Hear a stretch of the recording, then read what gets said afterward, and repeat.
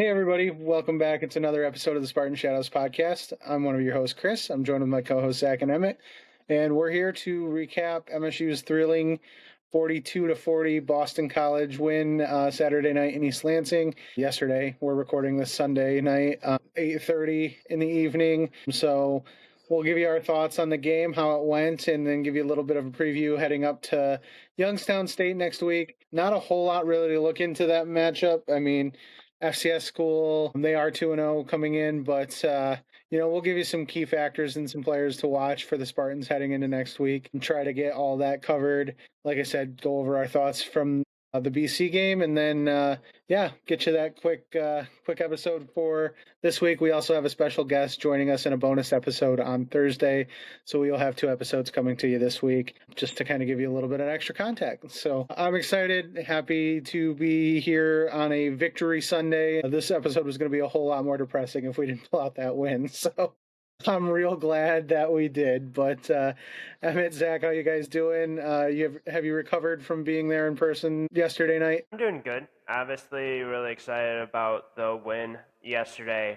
It truly felt like, for the first time in a while, like there was energy after the game. It was different. It was a different feeling, and I truly felt like this was a game, and we'll definitely go into a little bit more, but I felt like this was a game that could really create real momentum for MSU, because we saw last year this was a game that basically stalled all momentum, and that momentum was gone after that point. It never came back. Was this a pretty game by any means? No. What truly matters is at the end of the night, you have 42 and college has 40. That's what matters.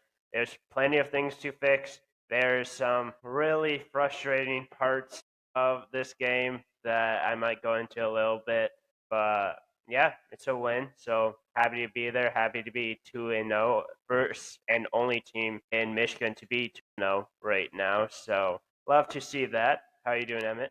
I'm doing good. Like Zach said, this was a game where you have that chance to build momentum. Jonathan Smith touched on it in his press conference. Overall, this is the type of win where these guys, there's always been a ton of buy-in with this 2025 team, but now they can have that belief to go with it because they have that victory. That is the main thing that really matters when you're looking at, okay, this team has the momentum now and they have the belief.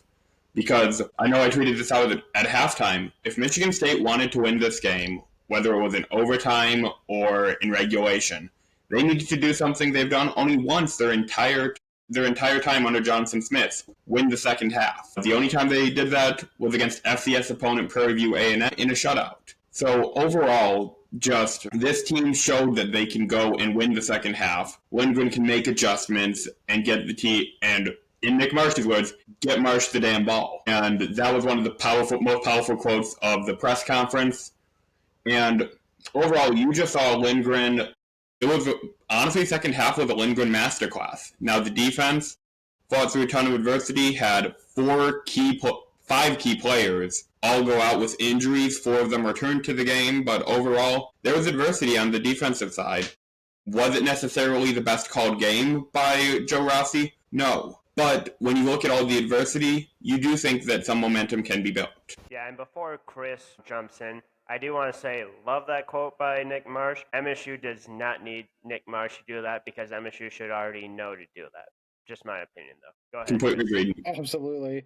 I guess we'll go into the stats and kind of the real general breakdown, but like Evan said, I think it was a real, honestly, gutsy effort in the second half from the offense, because this is something we haven't seen before. Like Evan said, the first time they've come back against a Power 5 opponent, being, outscoring them in the second half. The biggest thing is this is a game last year this team had no shot at winning the way they were performing, and they were able to come back, make the plays that were needed when they needed to, and win the game. It wasn't pretty. Should it have been easier? Probably. But I will say hats off to Dylan Lonergan, quarterback from Boston College, and Bill O'Brien, really, too. They had the game plan in mind on how they wanted to beat this defense, and it worked well. So it gave MSU fits trying to get any resemblance of a pass rush and no shot at our players. A lot of these balls were being snapped and thrown within 2 seconds. So hard to generate a real consistent pass rush. By the time you get in the backfield, the ball's already long gone. So just something I kind of thought there. But let's get down to the breakdown of the stats. I haven't really started there before we start ranting at the things that need to be fixed. Like I said, 42-40, MSU wins. Aiden Childs, 19-29, 231 yards passing, 4 passing touchdowns, and I believe he added another rushing touchdown. Along with what did he have on the ground? He had 39 yards. Yeah, there it is. 39 yards on the ground. So 5 total touchdowns, including the and then the perfect throw on the 2-point conversion in double overtime to win it to Amari Kelly. Nick Marsh was the highlight on the receiving end. 5 catches, 68 yards for 2 touchdowns. And the 2 touchdowns that he had were impressive touchdowns. The first one was just a small, inward slant that probably in most plays goes for 3-4 yards, but he literally carried about 3 Boston College players with him into the end zone. And then the other one coming out of the half was, I believe, a 40, 50 yard bomb. Yeah. I want to say. Yeah. Aiden into the end zone. So impressive to see Michael Mizunas, and I know you all had this one on your scorebooks. Jack Coyne for receiving touchdown, or Jay Coyne, not Jack's. My apologies. Jay Coyne with the receiving touchdown, because we all knew that was going to happen. So defense, Jordan Hall led the team, 9 individual tackles, 6 assisted tackles. Jordan Hall was playing with his hair on fire. He did have a couple of injuries, came out a few times, but would come back in each time. Did have a couple blown coverages in pass pro, but overall was just everywhere on the field. Defensive MVP for sure, in my mind, I think last night, along with Amarian Smith, had a lot of good tackles, a lot of good step-ups. I thought Amarian played really, really well. And then, the last little round out about the stats for me, Alante Brown on the kick returns had 100 kick return yards, including a crucial one to set up some points in the second half. I want to point out, yes, he fumbled with that. He whiffed that thing at like the 5 or 10, and then took it down to the other 30. Yeah, picked it up and made about 4 or 5 players miss and brought it down. And then the other part of the special teams game, Ryan Eckley, best punter in the land, pinned two punts within the half-yard line potentially, and then a couple other within the 10. Punt God, as we like to call him, 3 punts, 164 punt yards, average of 54.7. And then we weren't sure if we were going to have a kicking game. Thankfully, Martin Connington came into the game off injuries. 2 field goals along a 50 was good on both of them, and they were obviously very crucial. So all in all, kind of a team game. Defense did make some plays when it needed to. Gave up way too many passing yards, but that's some hopefully adjustments that can be made for future dates. Offense played really well. Special teams played really well. Overall, I think it was good to see the Spartans pull this game out, because like I said, last year that wasn't going to be the case. So Zach, throw it back to you. Yeah, no, absolutely. And I loved in the preview for this game, we mentioned of like, hey, if this game came down to field goal kicking, would you have any trust that MSU would win this game? And I think we all answered no. And turns out probably one of the biggest parts and one of the biggest reasons why is that field goal kicking. So you have to give full credit to Martin Connington on that. Just an absolute huge field goal for that 50-yard field goal. I don't even know. Maybe he's not 100% healthy. I don't want to put that out there. Maybe he is. There was always that question of, was he going to be able to play? But, like, if that's not even 100% healthy, like, this kid has a leg. And that's going to be an absolute weapon for this team. We saw it under Jonathan Kim. Hopefully that can kind of continue under Martin Connington. But absolutely huge kicks from him. So you have to have a ton of credit for the win. And then a little bit of a throwback to the Coach D'Antonio days. Trevor Pendleton, a little bit of love for the fullbacks. Like, who would have thought that would ever happen at Michigan State? But it brought a smile to my face a little bit. It's an underappreciated position. It's a position that doesn't get a ton of love, but it's a real position that is a true grinder position. I'm pretty sure that he even said that there was no fullback heading into this year, into this offseason, I believe, in press conference. And he's basically like, yeah, I'll play it. Like, It's just kind of showing you, obviously, like how much he's bought into what this program wants to do, and he absolutely rightfully deserves that touchdown, a huge moment in this game. But overall, I have to give Brian Lindgren credit in this game. And this is where, if MSU had lost this game, I was going to go on a complete rant, and I still might go a little bit into it. For a lot of college teams, even professional teams, there's a lot of people that don't necessarily love their offensive coordinator. Their offensive coordinator gets a ton of hate for a lot of the times. They get a ton of blame. Is Brian Lindgren one of the best offensive coordinators in the country? No. I think you guys can probably agree with that. Is this one of his best halves he's ever coached at Michigan State? Yeah. This is his best half. I'll say it. It's his best half he's ever coached at Michigan State. Yeah, he was spectacular in the second half, and truly coming off of what happened going into halftime. I hate the idea of fans booing. I've always kind of hated that idea because I don't think the players deserve it. And in this case, I don't think any of the players deserved it. And you even saw, like, Nick Marsh was upset. There's players upset about what happened. And I think rightfully so. Like, I was, and maybe you guys were, and there's probably a lot of fans. I know that Matt Sheehan was one of them. Like, I was almost ready to fire, like, Brian Lindgren into the sun at that point. Like, that's how frustrating that was. Now, after the game, Jonathan Smith basically is like, hey, that decision was made basically because we were getting the ball out of half. But then going back to what Emmett was saying, we hadn't outscored an FBS program in the second half. Like, Jonathan Smith has to know that, right? Like, right? He has to know that stat. I would think he would. But hey, you know what? This team's different. They fought. They deserve the win. Just a huge, not only win for this season, but truly feels like a program win. And hopefully this is the start to Michigan State getting back to what used to be under Mark D'Antonio. It's not guaranteed. I'm not saying it's going to be, but this is a game that you needed to win. You needed to find a way to complete it, and they did. And they need to continue that going forward into Youngstown State, and from there, just continue the momentum going forward. Try to figure out ways to win against teams that maybe you're not the favorite against. Completely agreed. Just looking, a couple guys to shout out also. Like Zach said, Jay Coyne, and honestly, the you know what Brian Lindgren to draw up a play designated for the fullback on what either second or third and goal on the 7-yard line, 5-yard line, whatever it is.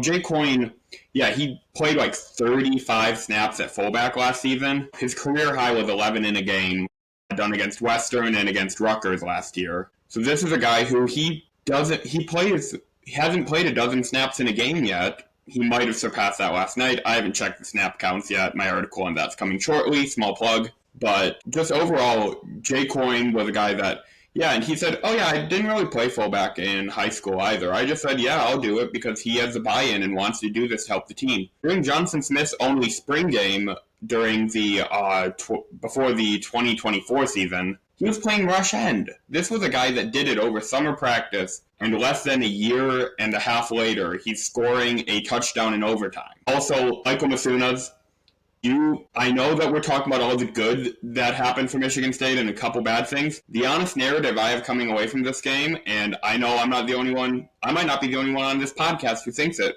but Michael Masunas is starting to become tight end one. Michael Masunas is surpassing Jack Velling. I'm not trying to hate on Jack. Jack had a pass bounce off his hands in the end zone. I think he's had about 5 targets this year and 1 catch for a single yard. Michael Masunas is a better blocker, in my opinion. Him on play-action leak passes, it's an assured 8 yards. It is just a cheat code, video game cheat code. Because he has the swim move to go straight past if he has a defensive lineman on him, a linebacker. Swim move to go by the guy guarding him when he's acting like he's blocking. And then he's open with nobody within 5 yards of him. Set a career high with 31 receiving yards yesterday. Overall, he is becoming the narrative of tight end one. Speaking of tight ends, special shout out Jaden Savory. First career snap, and they draw up a pass to him. A little bit off target pass by Aiden Childs, won't lie, but he goes and gets a 16-yard reception out of it. Former basketball player in him comes out, plucks it out of the sky. Something you love to see. Overall, I do think this was one of the best games we've seen, both from Aiden Childs in general, especially with adversity. He went down injured. He didn't even walk out to the coin toss for the overtime because they didn't know how good he could walk. And then he's going and rushing the ball in for a touchdown in the second overtime. It was just a gritty effort, and Childs had zero fumbles, zero interceptions. Might be the first time in I don't know how long. I know he had 2 fumbles against Western in the season opener, but he has turned that corner, in my opinion. So special shout out to him. Overall, I think this was a very good, I'll say, a friend of the podcast, Matt Cyber's favorite term, this was a gritty win. And I agree with Zach, it's a program win. This is something you hang your hat on and you build momentum off of. I don't care if Boston College, the wheels fall off the truck and they go 1-11 this year. They go 3-9, whatever. Because this is a team that, when they played Michigan State, they definitely look like a team that can win 7, 8, maybe 9 games. So this is a team I'm going to be very excited to see their matchup with Clemson in, I believe, 3 weeks. Yeah, absolutely. And last thing I'll hit on for the Boston College game before we transition to Youngstown. You kind of started leading into it, so I'm going to use it as a segue, I guess. But Aiden Childs maturing. Just looking at the last game against Boston College last year, I know that wasn't a exact replica, terrible weather in Boston, missing a lot of receivers, et cetera, et cetera. But just the maturity in some throws that you saw in the decision making. There were some times Aiden could recognize that there was nothing there, would throw the ball away. It had a few plays where he tried to make more happen than what he should, but his athleticism, got him out of a lot, and that's going to happen. But you saw that happen almost too much last year, and that would cause problems where he'd start to get in these rhythms of trying to just do too much all the time and not just take the throwaway or not just, take the easy dump pass and try to force passes. So Aiden Childs maturing. He looked like a lot more comfortable of a quarterback, and he looked like a lot more of a mature quarterback coming out of last night, I should say. So crazy to think still, because he's not even quite 20 yet. His birthday's this week, so happy early birthday, Aiden. But still a young kid, but he's done a lot of maturing this offseason, and it's really starting to show. And that will only pay dividends for the Spartans moving forward, especially with some tough road tests coming up in a couple weeks with USC and Nebraska. So overall, you just hope you keep building on it. The offense can keep building on it. The defense certainly has some things to patch up, but fixable stuff nonetheless. And you hope the injuries that suffered, like Emmett said, I think 5 of them before ended up coming back into play. We'll kind of tweet out player availability updates and what we hear more. I know Emmett's going to the press conference, I believe, tomorrow for MSU football. Yep. So we'll try to update. This episode will come out tomorrow too, but we'll try to update player statuses and stuff as we get them leading up to next week, as we always do. And by game time, Emmett's already in the press box tweeting everything out. So make sure to follow that, and we'll know up to the minute who's in and out next week. So yeah, moving over to Youngstown State. It's an FCS school coming in. Certainly a game the Spartans should win. Nevertheless, you got to take care of business. They do have a mobile quarterback, we'll put it like that, which has caused some issues for the Spartans in the past. This is a different kind of mobile quarterback, I would say, to put it nice. Bo Brungard is the quarterback there. He has more rushing yards this season so far than passing yards. Double the rushing yards almost than passing yards. Youngstown State is 2-0. They whipped up on Robert Morris pretty good last week, 56-17, but also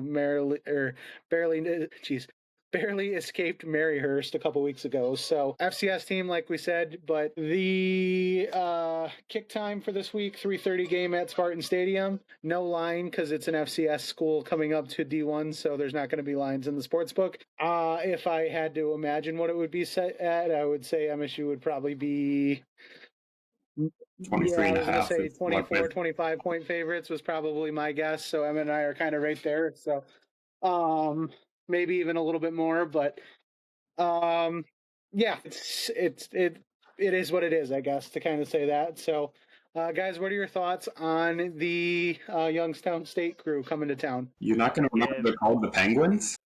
Yeah, the Penguins. We got the Youngstown Penguins coming in, so I'm going to be brief I'm going to be simple. I'm going to give 3 keys. Win, stay healthy, play a lot of young players. That, in my opinion, that just needs to be what happens. Just stay healthy, win this game, have fun, have a lot of young players play. I don't really think there's too much more to really go into. It's an FCS program. You're coming off of a high against Boston College. Gotta avoid the Just don't let that high affect you going into this game. And don't look beyond Youngstown State. I'm not hinting at anything whatsoever. Just handle your business, do your job, stay healthy, get a win, play a lot of players in the second half, and just start 3-0 on the year. That's my thoughts on this matchup.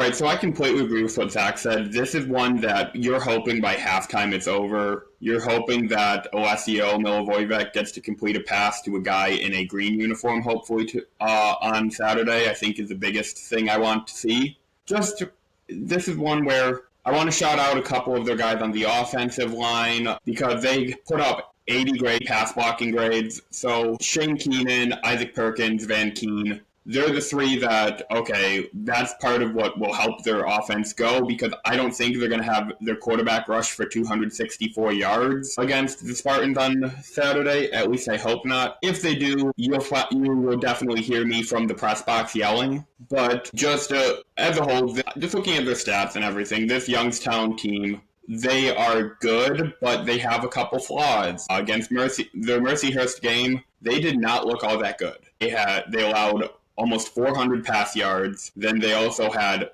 80 yards in penalties. So there is a lot that you can take advantage of. Then again, their run defense does look really good. They held Robert Morris to 41 yards on 27 attempts. So that's just something to look out for. Then again, they haven't played. It feels weird saying they haven't played Michigan State, but they haven't played a Big Ten program that is able to run the ball. I believe Michigan State tripled what Boston College did in terms of rushing offense. Yeah. This is a team that, while I have questions about the pass blocking for this Michigan State offensive line, the run blocking this year has been pretty solid. Granted, some of that is Mekhi Frazier's ability to cut back. He had that vision that we haven't seen in a long time. So I do think that Mekhi Frazier is the guy that's going to eat, depending on how much they want to play him. Because you do have to have a legitimate balance of how much do you want to play your guys and how much do you want to rest them and preserve them for injury. But just looking at last week, at points you had Jordan Hall go down, you had Malik Spencer go down, Wayne Matthews, Anulu Lafele, Joshua Eaton did not return to the game. There are a lot of players who you're like, okay, personally I don't want to see Nikai Martinez return even if he's healthy for this game. This is one you don't want to risk, or you play him for one series so he knocks a little bit of rust off so he's not seeing game action against a non-teammate for the first time against USC. But overall, like Zach said, you just want to see these guys go out there, put it away early. Do not be stressing like you were a little bit after the pick 6 against Western Michigan. You just want to see the Spartans be up 3-4 scores by the end of the second quarter and then put it away. Be up, hopefully like 31-0, 35-0. Hopefully you get to see someone like Tariq Ahmed-Basic go and hopefully he's healthy and gets to get a couple kicks in too. Hopefully you can play both your kickers just so you're ready, because we've seen both kickers have issues with injuries this year. If you can get everyone so that they all have some reps, that would be great. Selfishly, I do want to shout out Braylon Collier. I hope he gets to have his debut on Saturday. That's honestly the main thing I'm looking for, is getting to see Braylon make his debut. So it would be awesome to have that moment. But overall, there is I was going to say, against the Youngstown State team, where one of his best friends is on the team, hopefully gets to travel. Yeah, I've not. Wesley is not showing. Weston is not showing up for their participation statistics. So we're hoping. We're hoping, but overall, it's a team that you want to see the Spartans blow out. I don't need to see your Florida State 77-0 drubbing of Louisiana Monroe. I don't need to see, a 66-0 game. I don't need to see anything like that. I just need to see a team stay healthy, take care of business, and be healthy. Once again, be healthy heading into USC. Hopefully, and like Zach said, hopefully those young guys get to play, because I love following this team. I want to see some of the young guys finally get their moment to shine. hopefully you get to see 3 quarterbacks play, something like that. Yeah, no, absolutely. I agree. Even the Prairie View game last year, like Emmett said, we don't need to score 70. Just like get your guys reps, get the starters some reps, but make sure everybody stays healthy. I think the biggest win is you can come out of this game with a win decisively and getting everybody healthy to go on the road against USC the following week. That game. I don't think the Youngstown State team is going to be like Prairie View. I think this Youngstown State team is going to score against the Spartan offense. I mean, Agreed. I do not. This is no offense to Western Michigan, but this Penguin offense, I honestly believe in more than Western Michigan with a brand new offensive line and everything. So overall, I definitely have more faith in this Youngstown team and their ability to score. Yeah. No, I was saying more in terms of just like let the offense kind of look at that. I mean, I don't necessarily think you're going to get a shutout per se, but I love it. Yeah. Well, and I'd like to see the defense clean some stuff up. Obviously, this isn't the most potent passing attack in the world, so we shouldn't be giving up 490 yards of total offense, or whatever the number was against BC, but you should be able to kind of keep them in check. Of course, they're going to score, especially if you get up and you start putting reserves in and stuff like that, that's going to happen, but get everybody healthy, try to get as many people available and ready to go for USC as possible, because that's going to be a big test on the road in 2 weeks. Yep. Agreed. So, well, with that, that's about all we got for Youngstown State. I know there wasn't a whole lot of content there, but like I said, they're an FCS team. If this game's a one-score game in the fourth quarter, then we're going to have a lot more pressing issues to talk about next week than we think of, but who knows? I guess you still got to play the game. You still got to make sure everything goes the way it's supposed to. I mean, look at Clemson and Troy this past yesterday. So that game was real close for way longer than it needed to be. Some people in Death Valley were very uncomfortable for a little bit. But that being said, let's hope for good injury news and some good stuff on Saturday to go to 3-0 before we head out west.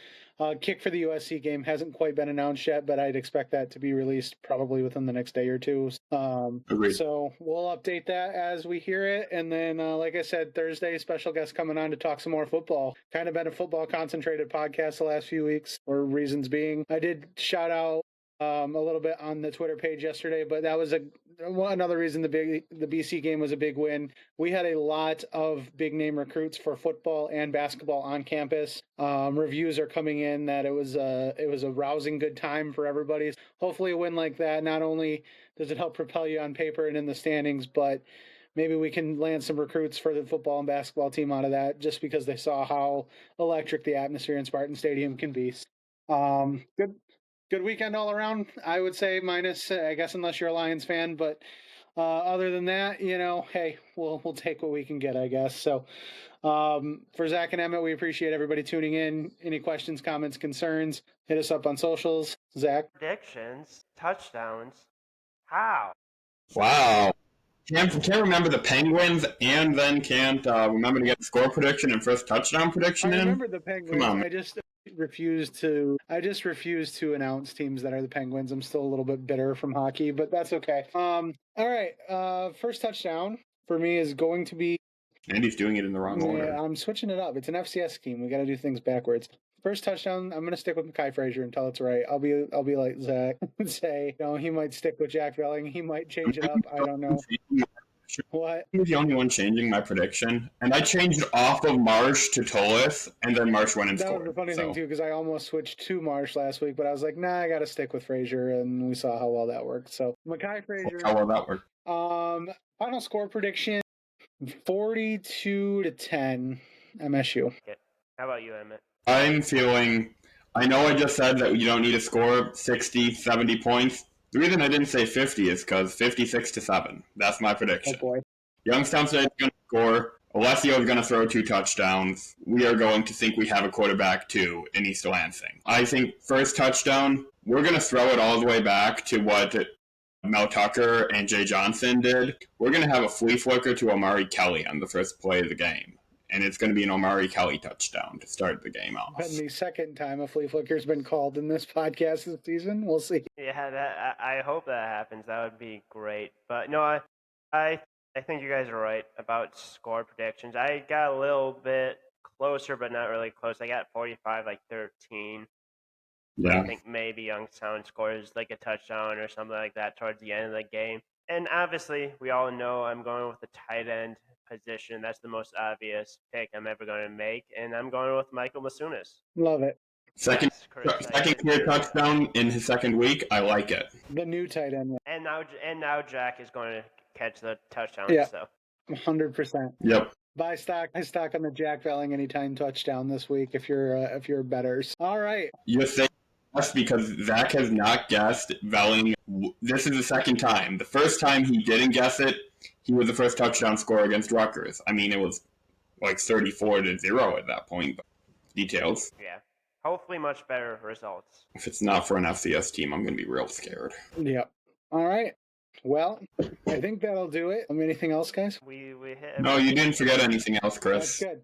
All right. Well, that'll do it then. Any questions, comments, concerns, hit us up on socials. Yeah. Thanks for everybody for tuning in. We really appreciate you guys. And it's been a fun few weeks of getting all the football content out. So we hope you've enjoyed it. We certainly have.